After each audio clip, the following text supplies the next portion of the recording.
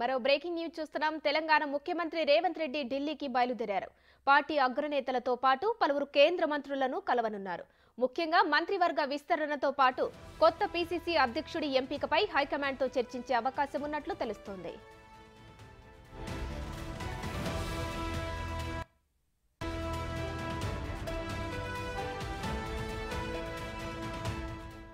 ఇక 2 రోజుల పర్యటనలో పలువురు కేంద్ర మంత్రులను సీఎం రేవంత్ రెడ్డి కలవనున్నారు. విభజన హామీల అమలుతో పాటు కొత్త రుణాలు, ప్రాజెక్టుల మంజూరుపై వివిధ శాఖల మంత్రులతో సమావేశమవుతారు. రోడ్డు రవాణా శాఖ మంత్రి నితిన్ గడ్కరీని కలిసే అవకాశం ఉంది. మౌలిక వసతుల కల్పనకు సంబంధించిన పలు ప్రాజెక్టులపై చర్చించనున్నారు. పెండింగ్ ప్రాజెక్టు పనులను వేగవంతం చేయాలని కోరనున్నారు.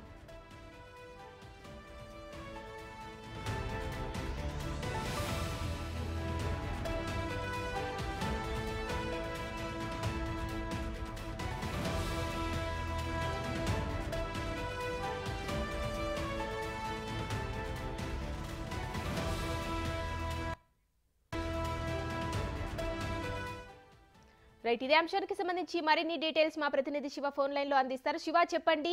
సీఎం రేవంత్ రెడ్డి ఢిల్లీ పయనమయ్యారు. అక్కడ పీసీసీ ప్రెసిడెంట్ అధ్యక్షుడితో పాటు మిగిలిన విషయాలు కూడా చర్చించే అవకాశం ఉంది. దీనికి సంబంధించిన డీటెయిల్స్ ఏంటి?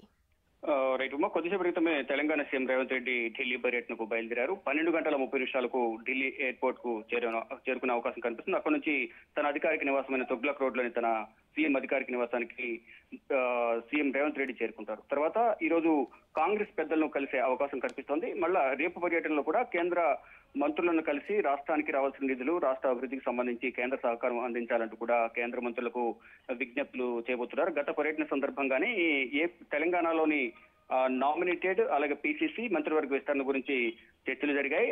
గత పర్యటన సందర్భంగానే దీనికి సంబంధించి మొత్తం ఫైనల్ కావాల్సి ఉంది. కానీ ఆశావహుల సంఖ్య ఎక్కువ ఉండడం వల్ల పోటీతత్వం ఎక్కువ ఉన్న నేపథ్యంలో ఈ మంత్రివర్గ విస్తరణ అనేది వాయిదా పడింది. మరోవైపు పీసీసీకి సంబంధించి కూడా రేవంత్ రెడ్డి పీసీసీ పదవీ కాలం జూలై 7వ తేదీతో ముగిసిన నేపథ్యంలో కొత్త పీసీసీని నియమించాలని గతంలోనే సీఎం రేవంత్ రెడ్డి కాంగ్రెస్ అధిష్టానం పెద్దలకు తెలియజేసిన నేపథ్యంలో పీసీసీకి సంబంధించి కూడా ఇప్పటికే చాలా మంది రేసులో ఉన్న నేపథ్యంలో వారందరూ కూడా అధిష్టాన పెద్దలతో గతంలోనే మంత్రాలు జరిపారు. ఇటు గౌడ్ సామాజిక వర్గానికి సంబంధించి, బీసీ సామాజిక వర్గానికి సంబంధించి మహేష్ కుమార్ గౌడ్, వర్కింగ్ ప్రెసిడెంట్ మహేష్ కుమార్ గౌడ్, అలాగే మాజీ ఎంపీ మదియాషి గౌడ్, అలాగే ఎస్టీ సామాజిక వర్గం నుంచి ఎంపీ బలరాం నాయక్, ఎస్టీ సామాజిక వర్గం నుంచి సంపత్, ఇలా కొంతమంది పేర్లు అయితే వినిపిస్తున్నాయి. వారిలో ఎవరిని అంటే బీసీ సామాజిక వర్గానికి ఇస్తే మాత్రం ఇద్దరు ఎవరికి వస్తుందనే దానిపై కూడా కొంచెం సస్పెన్స్ అయితే కొనసాగుతుంది. ఇప్పటికే ఒక అభ్యర్థిని ఫైనల్ చేసినప్పటికీ దానికి సంబంధించి అధికారిక ప్రకటన గత పర్యటన సందర్భంగానే రావాల్సి ఉంది. కానీ ఈ పర్యటనలో ఒక క్లారిటీ వచ్చే అవకాశం అయితే కనిపిస్తోంది. మరోవైపు మంత్రివర్గ విస్తరణపై కూడా ఇప్పటికే కొందరు పేర్లు అయితే ప్రధానంగా వినిపిస్తూ ఉన్నాయి. మక్తల్కి సంబంధించిన ఎమ్మెల్యే, అలాగే మల్రెడ్డి రంగారెడ్డికి సంబంధించి ఒక సీనియర్ నేతకు ఇస్తారంటూ కూడా ప్రచారం జరుగుతుంది. మరోవైపు సుదర్శన్ రెడ్డి, ఇలా ముదిరాజు సామాజిక వర్గానికి సంబంధించి అన్ని సామాజిక వర్గాలకు కూడా ఈసారి మంత్రివర్గ విస్తరణలో అవకాశం కల్పిస్తారంటూ కూడా ప్రచారం జరుగుతుంది. దానిలో భాగంగానే ఆశావాహులు ఢిల్లీ చుట్టూ చక్కర్లు కొడుతున్నారు. గత పర్యటన సందర్భంగా రేవంత్ రెడ్డిని కలిశారు, అధిష్టాన పెద్దలను కూడా కలిశారు. ఏఐసీసీ కార్యాలయంలో కేసీ వేణుగోపాల్, ఇతర సీనియర్ నేతలు కూడా ఆశావాహులందరూ కలుస్తూ ఉన్నారు.